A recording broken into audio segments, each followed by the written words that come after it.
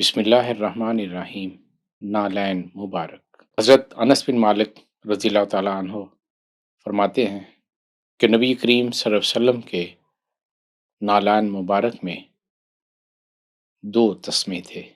حضرت جابر بن عبداللہ روایت کرتے ہیں کہ انہیں محمد بن علی رضی اللہ تعالیٰ عنہ نے نبی کریم صلی اللہ علیہ وسلم کی پاپوش مبارک کی زیارت کروائی۔ اس کی ایڑی ہضرمی جوتے کی طرح تھی اور دو تسمے تھے۔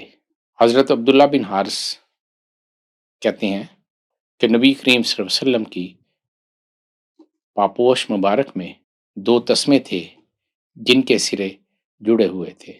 حضرت انس بن مالک رضی اللہ تعالیٰ عنہ فرماتے ہیں کہ نبی کریم صلی اللہ علیہ وسلم کے پاپوش مبارک پر بال نہ تھے۔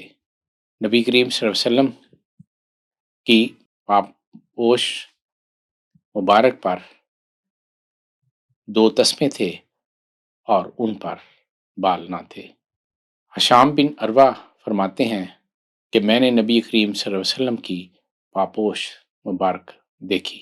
زیاد بن فیاض رضی اللہ تعالیٰ عنہ فرماتے ہیں کہ نبی کریم صلی اللہ علیہ وسلم کبھی کبھی نالین مبارک میں نماز ادا کیا کرتے تھے اور اس نالین مبارک میں پیبند لگے ہوتے تھے۔ المومنین حضرت عائشہ صدیقہ رضی اللہ تعالیٰ عنہ فرماتی ہیں کہ نبی کریم صلی اللہ علیہ وسلم کھڑے ہو کر اور بیٹھ کر نالین مبارک پہن لیتے۔ حضرت ابن عمر رضی اللہ تعالیٰ عنہ فرماتے ہیں کہ میں نے نبی کریم صلی اللہ علیہ وسلم کو بغیر بال کے ہی جوتے پہنتے دیکھا۔ منحال بن عمرہ رضی اللہ تعالیٰ عنہ فرماتے ہیں کہ نبی کریم صلی اللہ علیہ وسلم کے کفش بردار و آبدار تھے۔ آپ صلی اللہ علیہ وسلم کے نالین مبارک کا نام ناسوما تھا۔ حضرت ابو امامہ رضی اللہ تعالیٰ عنہ فرماتے ہیں کہ میں نے نبی کریم صلی اللہ علیہ وسلم کو دیکھا، انہوں نے بائیں ہاتھ کی سبابہ انگلیوں سے اپنے جوتے اٹھائے ہوئے تھے۔ حضرت ابو ذر رضی اللہ تعالیٰ عنہ سے روایت ہے، فرماتے ہیں کہ میں نے دو مخصوص جوتوں کے ساتھ نماز ادا کرتے دیکھا۔ حضرت ابن عباس رضی اللہ تعالیٰ عنہ سے روایت ہے کہ نبی کریم صلی اللہ علیہ وسلم جب نالین مبارک پہنتے تو دائیں طرف سے پہننے کی ابتدا کرتے اور جب اتارتے تو بائیں پاؤں سے اتارنے کا آغاز کرتے۔